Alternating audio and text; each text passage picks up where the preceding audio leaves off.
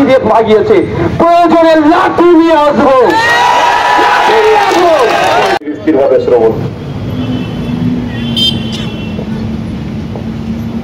উপস্থিত যারা হয়েছেন প্রত্যেককে আমি সংগ্রামী অভিনন্দন জানাচ্ছি।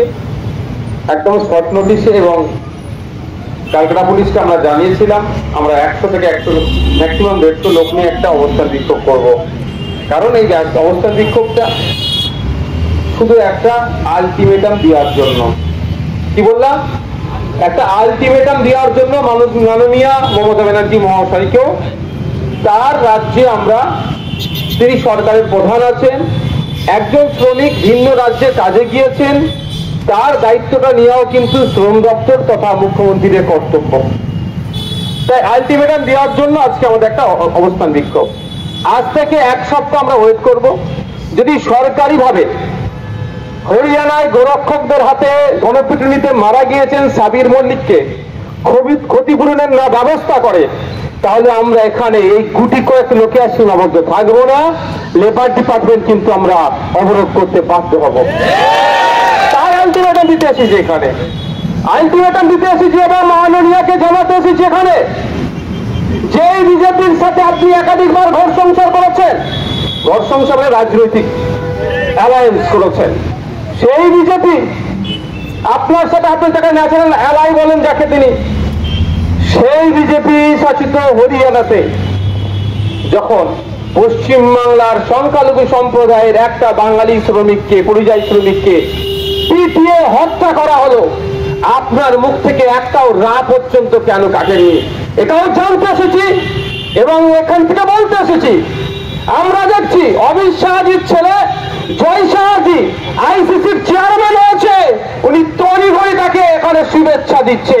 আর বাংলার ছেলে 4 ভোট নিয়ে মুখ্যমন্ত্রী ক্ষমতায় আছে, তার বাড়ির ছিল সেই ভোটারটাকে আজকে পিটি হত্যা করলে মুখ্যমন্ত্রীর মুখে কোনো শব্দ নাই কেন? ভাবাচ্ছে, আমাদেরকে ভাবাচ্ছে। আপনারা অবাক হবেন, 27 তারিখের ঘটনা আর আজকে 3 তারিখ, কটা দিন অতিবাহিত হলো, এখনো পর্যন্ত অফিসিয়াল ভাবে না তৃণমূল কংগ্রেসের অফিসিয়াল পেজ থেকে সেই অর্থে নিন্দা জানিয়ে, ধিক্কার জানিয়ে কিছু বক্তব্য দেখতে পেলাম, না পশ্চিমবাংলা সরকারের পক্ষ থেকে এই ঘটনাকে নিন্দা ধিক্কার জানিয়ে কোনো বক্তব্য পেলাম না আমরা। 27 তারিখে আমি বাড়িতে গিয়েছিলাম গতকালকে, তার পরিবারের লোকজনের সাথে কথা বললাম যে আমরা গোমাংস খাওয়া তো দূরের কথা, ওখানে আমরা ভালো মন্দ খাই, গোমাংস তো ভালো একটা কিনতে হবে, টাকা দিয়ে পাওয়া যায় না, প্রথম চিকেন মাটন খাওয়ার মতো আমরা সেই অর্থ আমাদের নাই। আমরা শাক সবজি দিয়ে আমাদের দিন চলে। যে সাবিরের শ্বশুরের সাথে কথা বলছিলাম, সাবির মল্লিকের, তার শ্বশুর বললেন যে তারা ওই যা কাজ লোহা লক্কর ভাঙা ফাটা ফুটি কেনে আর বিক্রি করে 2 পয়সা ইনকাম হয়, পেট চলে, কাজে বেরিয়েছিল। সাবির মল্লিক ওখানে বাড়িতে ছিল, জাস্ট গোসল করে চান করে উঠেছে, তাকে এসে এইরকম বলে ডেকে নিয়ে গেছে যে চলো ওখানে অনেক মালপত্র আছে লোহা লক্কর তোমাদেরকে দেবো। সে বেচারি তার সাদা মনে কাটা নেই, নিষ্পাপ, সে নিজেকে যেমন মনে করে সামনের লোকটাকেও বিশ্বাস করে, নিজের মধ্যে যেমন ট্রান্সপারেন্সি রেখেছে সেই রকম সামনের লোকটাকেও ভেবেছে হয়তো তিনি আমাকে আমার ব্যবসা দেবে বলে যাচ্ছেন, তার ব্যবসা সে গেছে, তাকে এইরকম ভাবে পিটিয়ে হত্যা করেছে।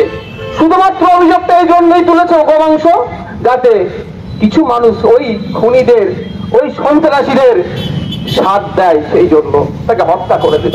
শুধু তাকে হত্যা না, ওখানে একাধিক আসামের লোক ছিল, তাদেরকে এইরকম নির্যাতনের শিকার হতে হয়েছে। বন্ধুগণ, এই মর্মান্তিক ঘটনা ঘটে গেল, কিন্তু আমার রাজ্যের মাননীয় মুখ্যমন্ত্রীর কোনো আমরা শব্দ খুঁজে পেলাম না। এটাকে টুইট করা থেকে শুরু করে প্রতিবাদ করতে কোনো দেখলাম না।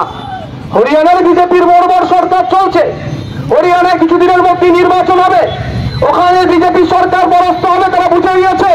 সেই জন্য এই ধর্মীয় উন্মাদনা তুলে মানুষের মধ্যে ধর্মের মধ্যে বিভেদ লাগিয়ে দিয়ে সাম্প্রদায়িক শক্তি আবার ক্ষমতার মস্তকে থাকার জন্য যে চরম অনৈতিক কাজ করেছে, আমার রাজ্যে যারা এমপি যারা ভোটে নির্বাচিত হয়ে গিয়েছে তাদের মুখে একটা শব্দ দেখতে পেলাম না, আমাদের ভাবাচ্ছে।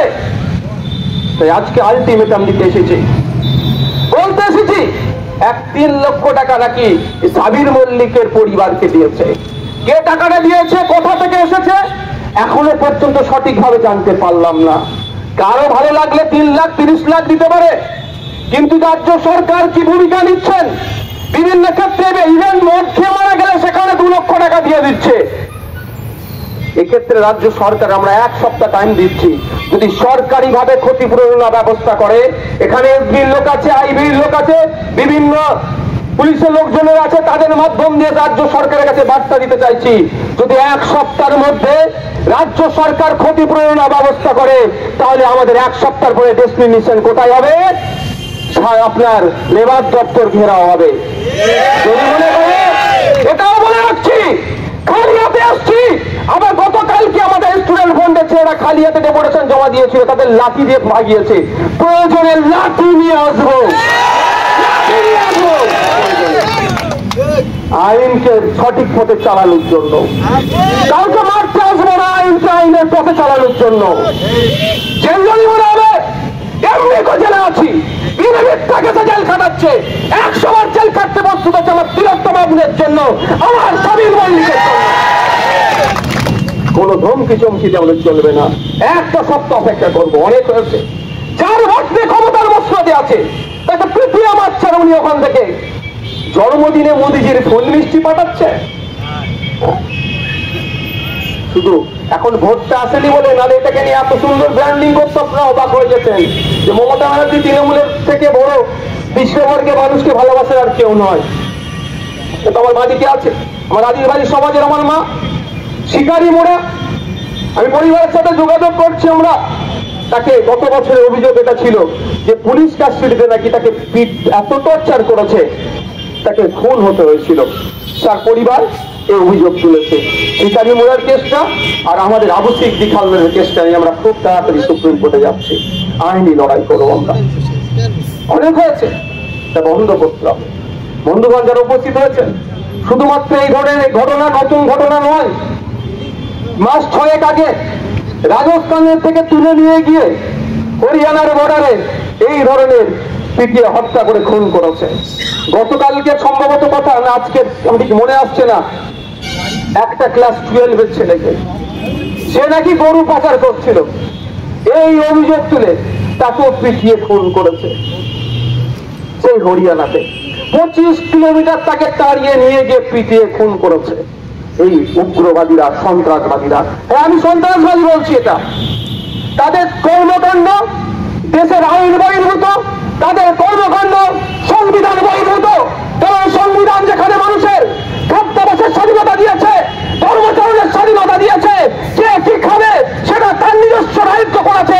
এই অধিকারের উপরে যে হস্তক্ষেপ করবে, এই অধিকারের উপরে যে কলম চালানোর চেষ্টা করবে, তাকে আমরা কি মনে করবো বলেন?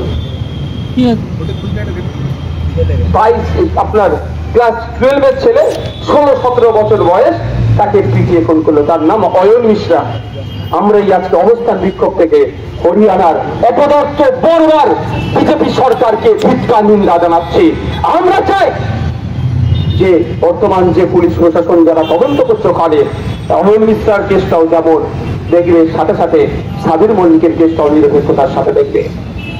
বন্ধুরা, এই জায়গায় দাঁড়িয়ে বলছি, অনেক মিষ্টি মিষ্টি কথা বললে রাজ্য সরকারের পক্ষ থেকে অনেক কথা বলছেন। আপনারা কি জানেন এখনো পর্যন্ত পোস্টমর্টম রিপোর্টটা কি হলো? আমি এই জায়গা থেকে আওয়াজ তুলতে চাই, বার্তা দিতে চাই, মাননীয়ার কানে পৌঁছাতে চাই যে হরিয়ানার পুলিশের সাথে আমাদের রাজ্য পুলিশের এখনো কোনো যোগাযোগ তৈরি হয়েছে? যদি হয়ে থাকে, একের পর এক ডিসি সেন্টার যেভাবে আরজিকর কাণ্ড নিয়ে ধামাচাপা দেওয়ার জন্য, আমি ধামাচাপা বলছি, লাল জামা পরে ডক্টররা বলছেন উনি